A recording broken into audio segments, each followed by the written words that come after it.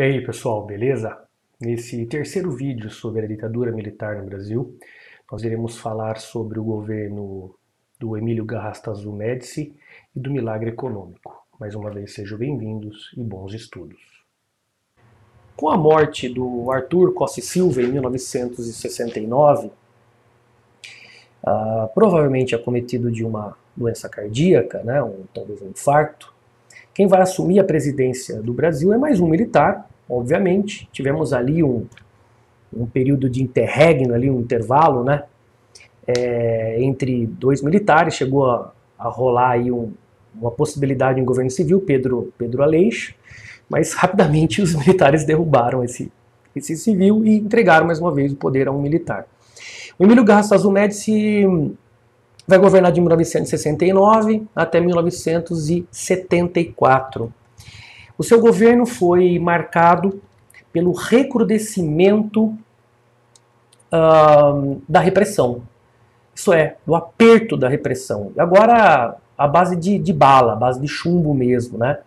Esse período foi chamado de os anos de chumbo, porque foi o período, de fato, mais violento do regime militar. Todos foram, né? Todos os militares foram violentos. Mas esse daqui foi, sem dúvida nenhuma, o período do auge, né, da violência, da repressão, por se utilizar muito de tortura, né, por ser o período de maior censura, né, foi o período em que mais pessoas então foram levadas aos porões do doicode e pessoas foram mortas, desapareceram. Então foi um momento, inclusive, da eliminação dos tradicionais grupos de oposição ao regime militar e ditadura militar no Brasil. Tá? Para você ter ideia disso, eu coloquei alguns dados para vocês aqui. Lógico que esse levantamento não é preciso, deve ter um pouco mais, um pouco menos, mas são números bastante confiáveis. Nós temos aí 500 letras de música sendo censuradas, 500 filmes censurados, 450 peças de teatro censuradas, 200 livros censurados. Vejam a repressão como acontece no campo da cultura, né, de maneira significativa. A tortura foi intensificada e vai se transformar num instrumento bastante eficiente, né, de combate à subversão no Brasil durante esse período. A opressão, de maneira geral, se amplia, se estende, né, nesse período. E foi também o momento, então, da criação da OBAN. A OBAN é a chamada Operação Bandeirantes. Ela nasceu em São Paulo e depois vai receber outros nomes, né, no âmbito federal, né? Essa Operação Bandeirantes foi uma aliança que o regime militar fez com burguesias no Brasil. Estou falando com grandes empresários, com grandes industriais, que acabaram apoiando, não só denunciando pessoas ao regime, fiscalizando, né, agindo como verdadeiros espiões do regime militar, a serviço do regime militar, mas a burguesia também financiava a ditadura militar. Tá? Nós temos um caso aí bastante conhecido do famoso cidadão Boylensen, que era um estrangeiro que veio para o Brasil ser presidente da Ultragaz. E ele não só fazia encontros com empresários em hotéis de luxo para receber financiamento e depois entregar aos militares, mas ele gostava também de participar de torturas, só para você ter ideia, né? Nós temos o caso aqui da Volkswagen apoiando o regime militar e também denunciando pessoas dentro da própria empresa, da própria indústria, né? Tivemos até a Folha de São Paulo aí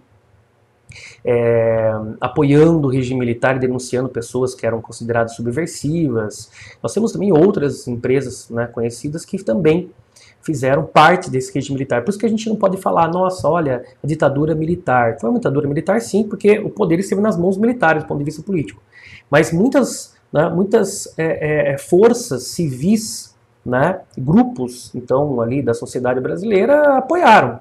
Tá? Apoiaram e financiaram. Tá?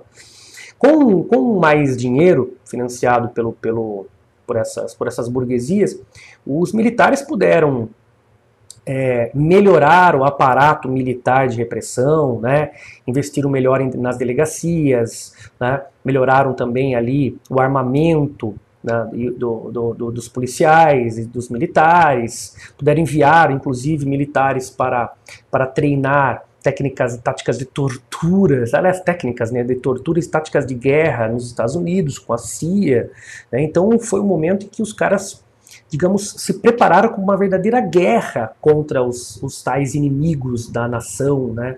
Tais inimigos da pátria aqui no Brasil, especialmente os tais grupos e partidos de esquerda, os partidos socialistas.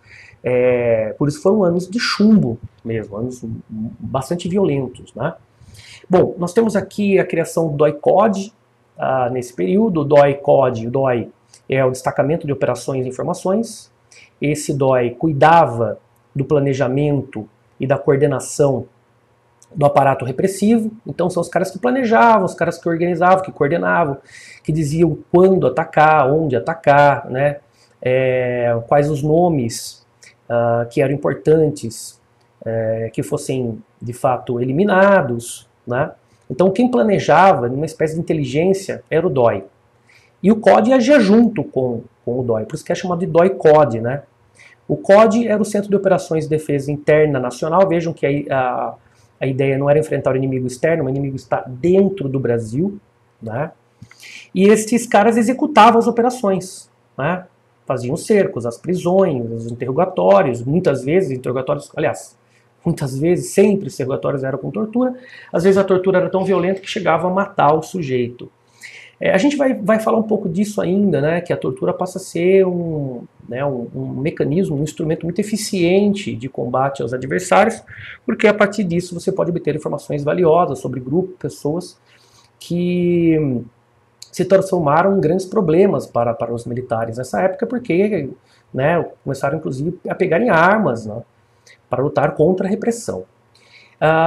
Esse DOI-CODE ele vai agir na Polícia Militar, ele vai agir na Polícia Civil, ele vai ter também presença no Exército, na Marinha, na Aeronáutica. Então essa organização se espraiará, né, em todas estas instâncias de repressão do regime militar. O DOI-CODE nada mais é do que a Operação Bandeirante numa versão mais ampla, uma versão federal, né? A gente até brinca de maneira até dramática, né? O DOI-CODE, o código de dor, né? O código de dor, porque é isso que os caras faziam. Bom, aqui a luta armada, esse período é o período em que, se o regime militar se torna mais violento, né, então ele vai recrudescer, né, nesse período, então a oposição se torna também mais violenta. Ó. Foi uma opção, a luta armada até então não era uma opção, até então a luta era política, a luta era, né, no campo das artes, da música, como vocês viram, não era ainda armada. A partir desse momento, são chamados os ditos grupos subversivos, né, começaram a pegar em armas também. E por isso que os militares foram atrás de financiamento para melhorar o seu armamento, a sua organização, né, para enfrentar esses grupos que também vão se armar. Que grupos são eles? São grupos de guerrilha. Vamos lá. Guerrilhas são guerras estratégicas de quem tem menos força. Numa luta tradicional, né, uma força de um lado, uma força do outro, ganha quem tem mais bala na agulha, como dizem. As guerrilhas brasileiras, elas não tinham força militar para enfrentar as tropas, o exército brasileiro. Então o que os caras faziam? Eram lutas estratégicas. Tá? Eles atacavam e fugiam, atacavam e se escondiam. Tá? Então eles planejavam algumas ações a fim de desmontar a credibilidade das Forças Armadas, do Exército Brasileiro, especialmente aí dos militares, né? E buscavam com isso mobilizar as classes populares num grande levante contra a ditadura, claro, em defesa da tal democracia, tais liberdades. Nós temos guerrilhas urbanas, aqui merece destaque o Carlos Marighella, né? Há pouco tempo aí foi lançado um filme do Wagner Moura, que era da ALN, não confundir ALN com ANL. Aqui é Ação Libertadora Nacional. As ações militares deveriam agitar as massas para a luta contra a ditadura. Então, os caras deveriam lutar contra a ditadura de modo a incentivar, a mobilizar as classes populares, no sentido também de mobilização, e assim derrubar esse regime autoritário. Outro movimento também urbano, portanto, agia nas cidades, principalmente nos grandes centros, né? São Paulo, Rio de Janeiro, é o MR8, Movimento Revolucionário 8 de Outubro. Esse movimento é em homenagem ao Che Guevara, né, que morreu dia 8 de outubro. Tá? São socialistas? São. Os dois são. O Carlos Marighella, o ALN, né, e o MR8. Tem vários movimentos aí de oposição e que pegaram em armas contra a ditadura nesse período. Por isso que esse período foi um período também mais violento. Temos guerrilhas urbanas e guerrilhas rurais. Guerrilhas rurais merece destaque o Carlos Lamarca, que era inclusive um militar, né? Ele abandonou as forças armadas golpistas e dizia que tinha que defender pelas armas a democracia. Ele era um militar legalista, não um militar golpista. Ele vai liderar o VAR Palmares, Vanguarda Armada Revolucionária Palmares. Palmares faz referência, né, à resistência dos negros, aos quilombolas, enfim. Carlos Lamarca, ele agiu ali no Vale do Ribeira, depois ele chegou a fugir para se esconder ali na Bahia, acabou sendo morto, assim como Marighella também sofreu emboscada e foi morto. Tínhamos a guerrilha do Araguaia, essa guerrilha agia lá na Amazônia.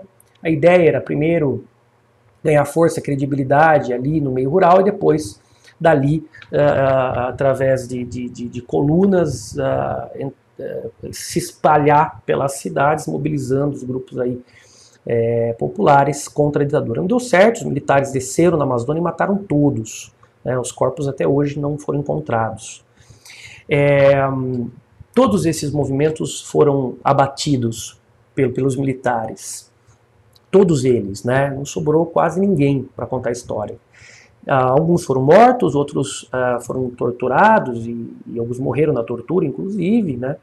E quem sobreviveu da tortura, com certeza não tem mais vida, né? É algo indelével, né, na vida de alguém. Não consegue apagar, não sei, dias, horas de tortura, é um negócio terrível. A Ação Libertadora Nacional foi liderada pelo Carlos Marighella. O Carlos Marighella achava que a luta não podia ser só política, ideológica, enfim, tinha que ser armada, né? Não dá para saber se isso é uma opção boa ou ruim, porque a situação era muito ruim. Há quem diga que o erro, justamente, da oposição nesse momento é pegar em armas, porque daí dava legitimidade, justificava as ações militares violentas também. Olha a frase do Marighella: violência contra violência e a única saída é fazer o que estamos fazendo. Utilizar a violência contra os que tiveram primazia em usá-las para prejudicar os interesses da pátria e das massas populares. Temos vários grupos de oposição, né, de crítica contundente ao regime militar e à ditadura, mas que agiram de forma política, né, de forma ali cultural, como vocês viram, os próprios cantores, os artistas de maneira geral, do cinema e também do teatro. Mas o Marighella optou pela luta armada. Não só ele, né? O Carlos Lamarca, como vocês viram, e outros mais. E todos esses que pegaram em armas acabaram morrendo. Um instrumento interessante dessas guerrilhas era sequestrar justamente pessoas importantes, de modo que eles pudessem barganhar alguma coisa a seu favor, né? O caso do sequestro do embaixador norte-americano foi um exemplo disso. Sequestrar uma pessoa importante para usar como moeda de troca. Primeiro sequestraram suíços, sequestraram o embaixador japonês e para fechar, um sujeito super importante, o embaixador norte-americano, Elbrick. E trocaram por vários prisioneiros, né? Vários dos seus camaradas, seus correligionários, que foram trocados pelo embaixador e acabaram sendo exilados. Então era moeda de troca.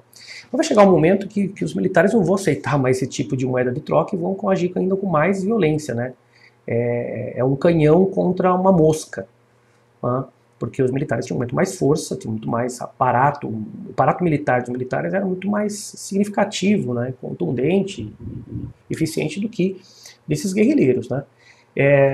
Eu trouxe aí para vocês uma imagem do sequestro do embaixador norte-americano, que é bem retratado no filme O Que É Isso, Companheiro. Aqui a gente não tem muito tempo para passar, então se tiver a oportunidade, assista O Que É Isso, Companheiro. Mostra aí o sequestro do embaixador. E aqui as torturas, né? As torturas que foram recorrentes no Brasil durante esse período e infelizmente até hoje, em alguns lugares no Brasil. Para que tortura? Qual era o sentido da tortura? Enfim, né? A tortura é um instrumento eficiente para obter informações, né? Você pega o sujeito, tortura até ele falar, enfim, ele acabar por dar com a língua nos dentes e denunciar os seus amigos, seus parceiros, enfim, né? Então era uma forma de você obter informações e assim agir com mais eficiência contra os inimigos. Era também um meio de intimidar os opositores. Por quê? Porque a violência era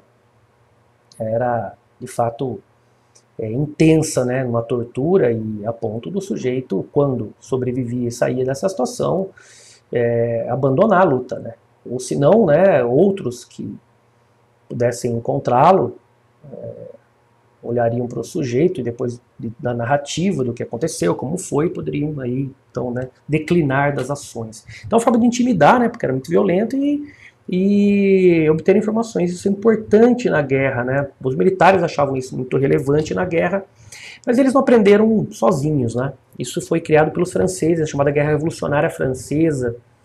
Essa Guerra Revolucionária foi criada depois que os franceses, né, apanharam lá na Argélia contra os argelinos que buscavam independência, inclusive grupos de esquerda, socialistas, guerrilhas, e também apanharam na Vietnã. Antes dos Estados Unidos, os franceses dominaram o Vietnã, e ali eles apanharam também. Então, eu falo, opa, esse método de enfrentamento, né, sem muito planejamento, arma contra arma, não deu certo. Então, eles criaram uma nova forma de guerra contra essas guerrilhas, que é a guerra revolucionária.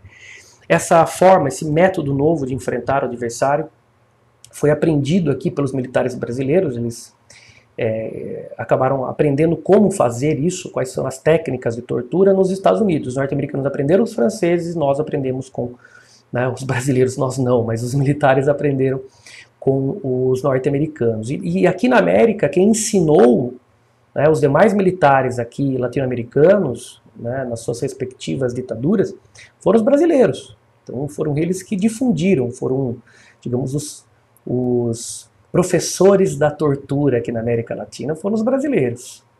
Tá? Então você tem aqui pau de arara, né? O sujeito é preso de ponta cabeça, braço, perna, e é espancado. Você tem afogamento, são instrumentos de tortura e técnicas de tortura. Tem choques elétricos, inclusive, né, em genitália. Você tem a cadeira do dragão, toda feita de metal e conectada, né, à eletricidade. Enfim, né, coisas bizarras, monstruosas, que parece Idade Média, né, parece aquele momento da grande ação da Igreja Católica, né, nas torturas ali no Tribunal do Santo Ofício, né. Os caras também ali eram bem violentos, e os militares aqui eram criativos. Então, além de técnicas de tortura, instrumentos de tortura, inclusive muitos desses aí importados. A Folha de São Paulo, em 2009, disse que a ditadura foi branda, ela foi tranquila. Eu trouxe para vocês trouxe um trecho de um filme, Batismo de Sangue. Vocês vão ver o delegado Fleury, para obter informações, torturando um integrante da ALN, né, do Carlos Marighella, para obter informações para encontrar o Carlos Marighella. Acabou tendo êxito, né? O Carlos Marighella sofreu uma emboscada e morreu, foi assassinado. Só um trechinho aqui, porque é bastante violento isso. Sabemos que vocês apoiam o terrorismo do Marighella. Só conheço de jornal. Você tem coragem de dizer ao Papa que não ia se encontrar com ele aqui no Rio, é?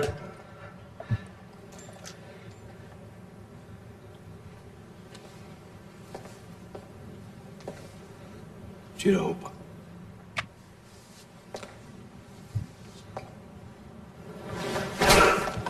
Tira a roupa, terrorista, filho de uma puta!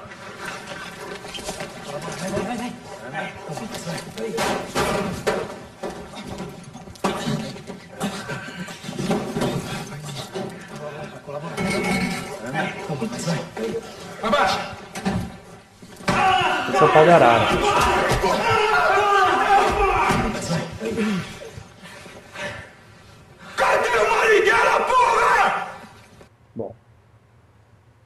Chega, né?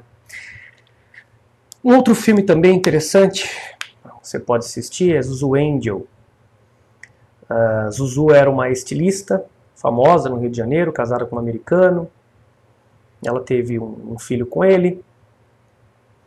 E o menino dela, né, já grande, foi para a luta armada. Né, foi para a luta armada, não aceitava a ditadura, lutou pela liberdade, pela democracia, jovem, cheio de esperança no futuro melhor. Foi torturado e foi morto. Zuzu Angel não era conservadora, não acreditava nisso, né? Enfim, na luta pela tal liberdade e democracia. Ela na época tinha uma visão bastante alienada, né, em relação a tudo que acontecia, vivia a vida dela como uma bem-sucedida estilista, mas quando perdeu o filho, aí a vida dela virou de ponta cabeça, né? Ela fez um desfile em homenagem ao filho, ela achava que o filho ainda estava vivo, ninguém sabia o nome do menino, porque o menino usava um pseudônimo, foi preso, torturado, o corpo do menino foi jogado no mar. Era muito comum isso acontecer, né, para deixar provas de que os militares matavam, eles jogavam os corpos, né, no mar. E provavelmente o corpo do filho dela também foi jogado no mar. Ela vai bater de frente com os militares, vai tentar, inclusive, buscar apoio do embaixador norte-americano no Brasil, que tinha influência, né, tinha um marido nos Estados Unidos. Ela vai denunciar as atrocidades cometidas pelos militares, tortura e tudo mais, até um dia que ela sabe, né, vai descobrir que, evidentemente, o filho dela estava morto, né. Enfim, um filme bastante interessante com Patrícia Pilar. Vou passar um trechinho para vocês aqui. Aliás, a primeira música bastante conhecida, né, do Geraldo Vandré. E a segunda música, assim Curvelo, Minas Gerais. Fui casada com um americano, Norman Angel Jones, com quem tive 3 filhos.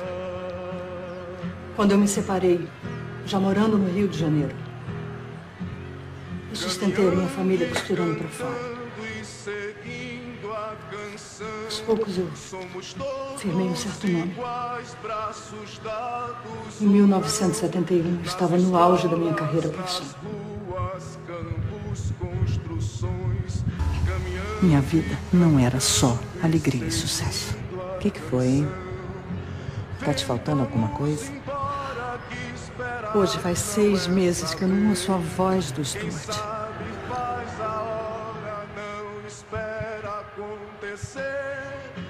Eu sou só um estudante, minha mãe. Sou militante político, socialista. Você devia pôr juízo na cabeça dele e não ficar dando força para essas loucuras. Ela concorda comigo? Nós escolhemos não fechar os olhos para as injustiças do mundo.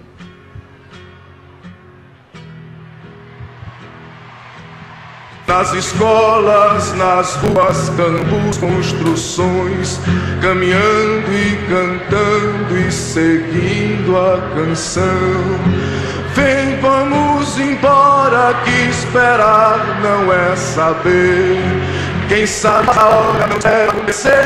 Vem, vamos embora, que esperar não é saber. Quem sabe faz a hora, não espera acontecer.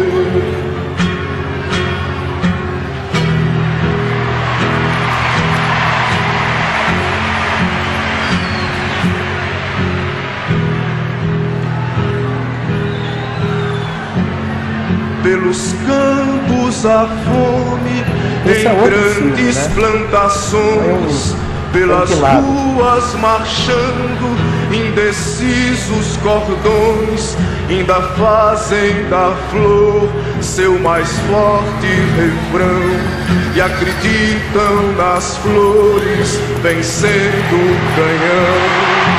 Vem, vamos embora, que esperar não é saber.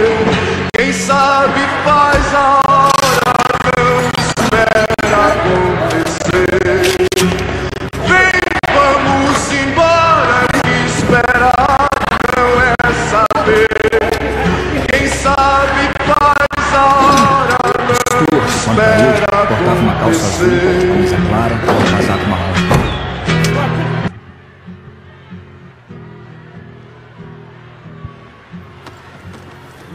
Eu gostaria de mostrar a foto. Esse é o meu filho. O nome dele é Stuart Edgar Angel Jones.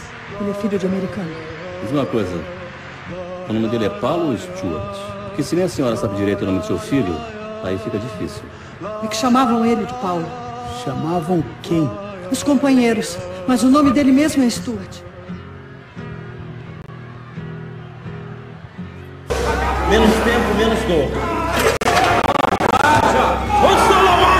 Vai, moleque! Roda agora enquanto, moleque! Roda!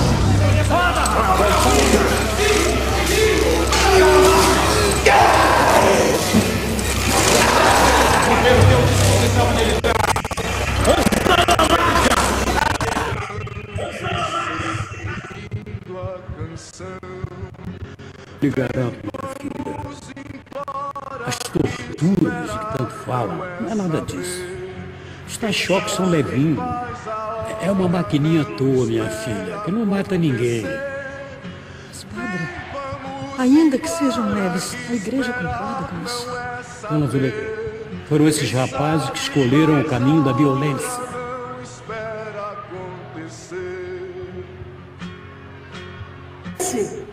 Toma nada, eles sabem do Stuart, senão não estavam fazendo isso. Está nos acusando? Se o Stuart cometeu algum crime e foi preso, que seja julgado. E se ele for justamente condenado, eu venho trazer maçãs para ele no dia de visita. Agora eu não aceito que vocês vejam que ele não existe. E nem que ele seja condenado sem julgamento. Isso vocês não podem fazer. O que você disse, capitão? Louca. Não. Ela não é louca, não. Ela é perigosa. Fique de olho.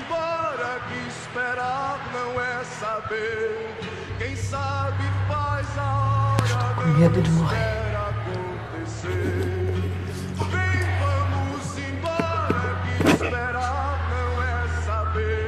Se eu aparecer morta por acidente, assalto ou qualquer outro meio, terá sido por obra dos mesmos assassinos do meu amado filho Stuart Edgar Angel Jones. Ela começou a perturbar os militares. Ela morreu de acidente de automóvel. Acidente de automóvel. Tem acidente?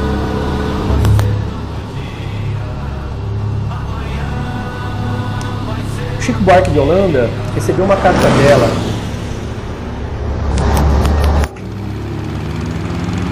e, sabendo de tudo,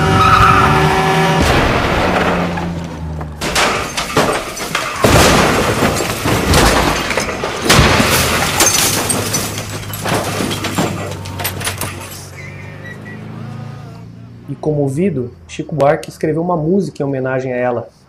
O nome dela é Angélica, né? A música do Chico é maravilhosa, pessoal. É maravilhosa, ele é arrepiado. Em homenagem a ela e ao filho dela, Stuart.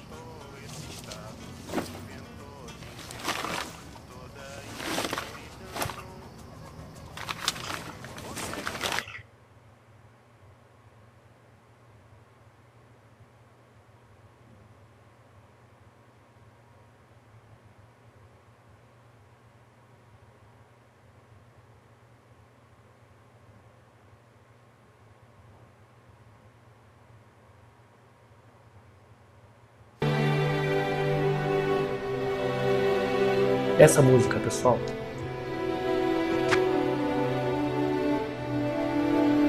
do Chico Buarque.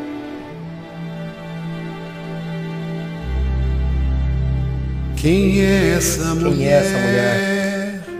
Que canta assim?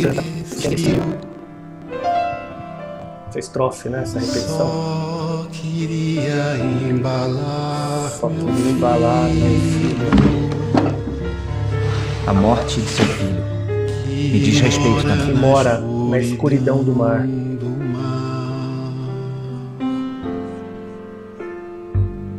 Canta sempre esse lamento. Canta sempre esse lamento.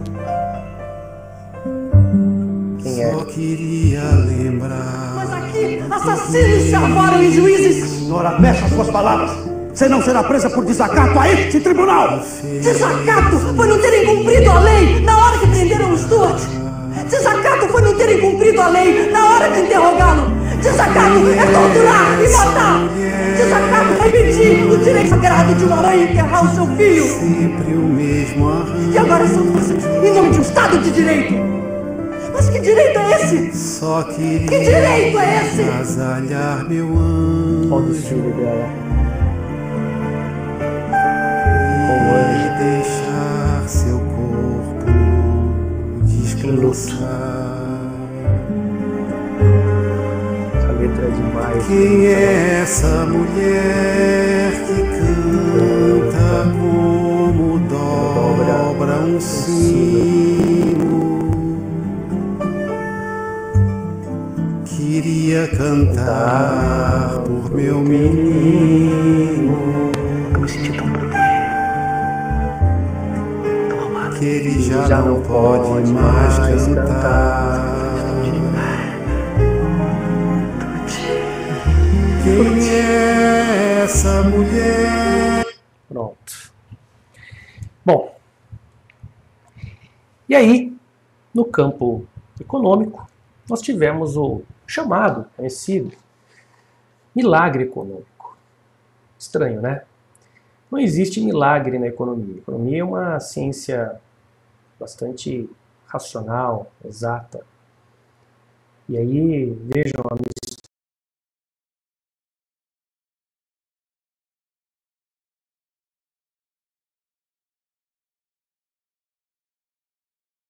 mistura, né? Do econômico, do racional com o religioso, o milagre econômico. Bom, o que foi o milagre econômico? Foi um momento de grande crescimento econômico no Brasil. Não há como negar que nós temos crescimento econômico. Mas você deve saber que crescimento econômico não é a mesma coisa que desenvolvimento econômico. Que significa dizer que, sim, o PIB cresceu, mas o IDH não. O Índice de Desenvolvimento Humano não. Portanto, você tem um crescimento econômico, mas não temos a distribuição dessa riqueza, né, conquistada. Bom, como é que se deu? Quais são as características desse milagre econômico? Primeiro, o favorecimento internacional. Não há possibilidade de a gente pensar esse milagre econômico sem ajuda internacional. Isso é importante. Nós estamos falando de 100 bilhões de dólares que chegaram no Brasil dos Estados Unidos. Era uma região, era uma época de bastante prosperidade das potências ocidentais, especialmente dos Estados Unidos, então eles tinham, né, dinheiro para poder investir. O Brasil recebe, então, uma boa quantia para poder financiar o seu crescimento. Há uma expansão da economia mundial na época, o petróleo está barato, e os empréstimos, vejo que esse dinheiro é lógico empréstimo, juros baixos. O Brasil, então, se aproveita desse momento, né, dessa conjuntura favorável. O Brasil vive um momento também de aumento das suas exportações, né, mas principalmente agrárias, né, do setor agrário. Crescimento de investimento em multinacionais aqui no Brasil, mas multinacionais, evidentemente, nós estamos falando o quê? De empresas estrangeiras, então você tem uma política econômica liberal nesse sentido, de abertura das fronteiras para a penetração de capitais e também de empresas estrangeiras multinacionais. Como é que você atrai empresas multinacionais? Com favorecimentos fiscais. Então você isenta essas empresas de fora, estrangeiras, né, de certos impostos, e isso se torna, então, portanto, uma oportunidade para essas empresas estrangeiras. Como é que se atrai empresas estrangeiras? Flexibilização da remessa de lucros. Você permite que a empresa venha para cá, que parte dos seus lucros, ou grande parte dos lucros, volte para sua matriz, isto é, não seja reinvestido no Brasil. Então, você não cria uma condição de permanência do dinheiro, do lucro dessa empresa aqui no Brasil. Isso também atrai muitas empresas estrangeiras. E principalmente, né, aqui no Brasil não tem protesto, não tem greve. Ah, professor, por quê? Porque os salários são ótimos e as condições de trabalho são fantásticas. Não, porque não tem sindicato, não tem organização que possa resistir à opressão e à exploração. A mão de obra é cada vez mais barata, um achatamento, né, do salário mínimo, e a mão de obra sendo bastante barata no Brasil, sem ter como lutar e enfrentar justamente essa situação, sem greve, sem sindicato, enfim, se torna também bastante atraente, né? Mão de obra barata significa que o custo da produção é bastante baixo. Isso tudo atrai empresas estrangeiras. O Brasil, de fato, teve, nesse momento, a presença de muitas empresas internacionais que viam no mercado brasileiro uma oportunidade de lucro, né? O aumento do PIB, como eu disse a vocês, há uma diminuição da inflação no Brasil durante esse período, então parece que é um milagre mesmo, né? Grandes investimentos, né? Chegada de multinacionais, o PIB está crescendo, a inflação diminuindo, olha que momento fantástico. Mas a gente precisa olhar com um pouco mais de atenção isso, né? Vamos lá. As empresas que cresceram aqui no Brasil, que chegaram e cresceram no Brasil, são empresas de bens de consumo durável. Então, nós falamos automóveis, eletrodomésticos. Essas empresas também, né, acabam produzindo mais emprego, né, gerando mais emprego. E isso, aparentemente, gera, portanto, salário, aparentemente gera, então, um aumento glorioso da economia brasileira, né? Você tem bastante gente consumindo. Mas quem que consome, né? Automóveis, eletrodomésticos, quem de fato tem essa capacidade de consumo nesse período de crescimento? Quem tem dinheiro ou quem pode, né, buscar aí um dinheiro a mais no banco, né? Um aumento também de favorecimento bancário, os bancos percebem esse momento de crescimento, de aquecimento da economia e vão oferecer crédito para que a classe média e a classe rica possa consumir tudo isso de novo, né, e de moderno que chega no Brasil. Como disse a vocês, crescimento também na área da indústria, da construção civil, o aumento da intervenção aí do Brasil, do governo brasileiro na construção da ponte Rio-Niterói, grandes construções, você sabe que na construção civil você gera bastante emprego, né? Você gera também movimento praticamente em toda a economia, né? É um agente de dinamismo econômico, a construção civil, os caras constroem a Transamazônica, que liga o nada, né, a lugar nenhum, né, porque cruza a Amazônia. A ideia da Transamazônica era levar desenvolvimento para o centro da Amazônia e também, evidentemente, né, atrair investimentos para a região, explorar riquezas da Amazônia, né. Essa estrada, ela custou muito dinheiro e, como disse a vocês, sai do nada e chega a lugar nenhum. Ela foi engolida hoje pela floresta, ainda bem, né, e evidentemente não consegue o resultado que de fato esperava, né? Os militares não conseguem nesse sentido. Por quê? Porque essa Transamazônica não acabou atraindo investimentos para a região, muito menos teve todo esse momento de exploração ali das riquezas da região. Não que hoje não exista isso, vocês sabem muito bem, de garimpeiros, de empresas que exploram ilegalmente, inclusive, né, terras e ouro, enfim, né, inclusive em terras indígenas, né, mas que esse avanço, esse desenvolvimento na região, de fato, não aconteceu durante esse período. E aí uma campanha ufanista, né, o Brasil está crescendo, empresas chegando, consumo também crescendo, né, parece que o Brasil agora, né, ia dar certo.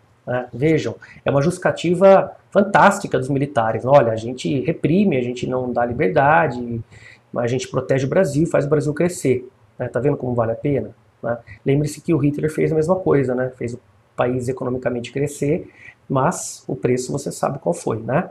Olha aí a campanha de orgulho nacional. Brasil ame ou deixe. As pessoas colocavam faixas nas casas, adesivos nos carros, ninguém segura esse país. Agora sim, o Brasil está no trilho de desenvolvimento. Bom, mas é a face oculta do milagre, né? Porque não existe milagre em economia. Alguém pagou por tudo isso daí, né? Crescimento não é desenvolvimento. Quem pagou por tudo isso? Arroxo salarial, já comentei com vocês. Para atrair empresas estrangeiras e para que as empresas ganhem mais, lucrem mais, acumulem mais capital, você precisa, então, de elementos atrativos. Um deles é o arroxo salarial, aperto dos salários, seja redução dos salários ou congelamento, né, dos salários, atrai empresas estrangeiras, né, na expectativa de maiores lucros. Quem perdeu é o trabalhador, né? Alta concentração de renda, quer dizer, quem ganhou com tudo isso foram os ricos ficaram mais ricos e os pobres ficaram mais pobres. Por quê? Porque esse crescimento não trouxe desenvolvimento, ele não foi distribuído. Né? O Delfim Neto, que era o ministro da Economia na época, ele falava, olha, vamos fazer o bolo crescer, né, e depois a gente divide o bolo. O bolo cresceu, mas o bolo não foi dividido. Tá certo? O bolo não foi dividido. Os pobres produziam, geraram riqueza, mas não tinham como consumir tudo isso. A classe média, nessa época, comprou o seu segundo carro, colocou o seu filho numa escola particular, né, comprou uma casa na praia, então não tinha muito o que reclamar, né? Mas lembre-se, isso através de crédito. Chega uma hora que você tem que pagar tudo isso ao banco. Aumento da dívida externa, lembre-se que o Brasil emprestou 200 bilhões de dólares. A dívida pública, né, porque o Estado brasileiro teve que gastou com construção civil, lá, um exemplo, Transamazônica, Rio-Niterói, né. Então o Brasil gasta mais do que arrecada, uma dívida pública crescente e uma dívida privada também, porque as pessoas, né, ali atraídas por mercadorias modernas, né, e novas, especialmente de empresas norte-americanas, vão contrair crédito nos bancos e chega uma hora que não consegue pagar. Então você tem um efeito aí bastante ruim a curto prazo na economia brasileira. Aumento da dívida externa, aumento da dívida pública e dívida privada das pessoas aí, atraídas pelo consumismo. Trouxe alguns gráficos aqui, né? Olha aí, ó, mais trabalho, menos salário, quer dizer, tinha bastante trabalho? Tinha, mas os trabalhos não eram só, evidentemente alguns tinham remuneração adequada, mas a maioria não, né? Os trabalhadores trabalhavam mais e recebiam menos. E aí outro grafiquinho, eles gastam, nós pagamos, né? O governo gasta, quem que paga tudo isso, né? Olha o aumento da dívida externa, pessoal, em bilhões, né? Até 1981. Bom, e aí uma frase aí do próprio Médici, essa frase é do próprio Médici, olha aí, ó, perto do fim do seu mandato, Médici desabafaria. O país vai bem, o povo é que vai mal. Quer dizer, o Brasil cresceu, mas não houve desenvolvimento no sentido de distribuição, né? Quer dizer, poucos ganharam, nós temos a concentração de renda, empobrecimento popular, né?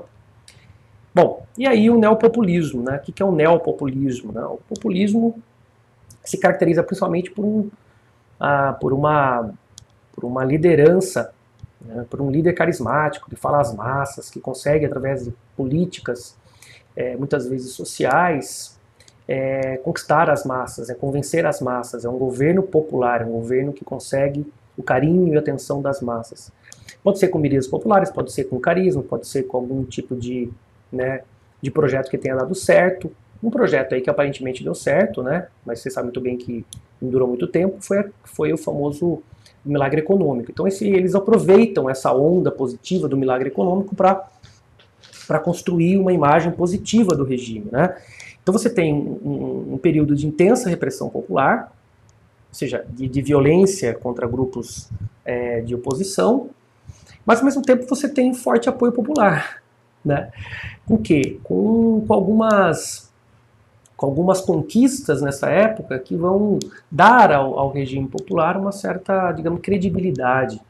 Conquistas esportivas, como a Copa do Mundo em 1970, né, o Brasil foi tricampeão, o Emerson Fittipaldi foi campeão mundial de Fórmula 1, o Éder Joffre, campeão de boxe no Brasil, e os militares se aproveitam, né, desses momentos aí gloriosos do esporte para tirar uma fotinha junto com esses campeões e tentar aí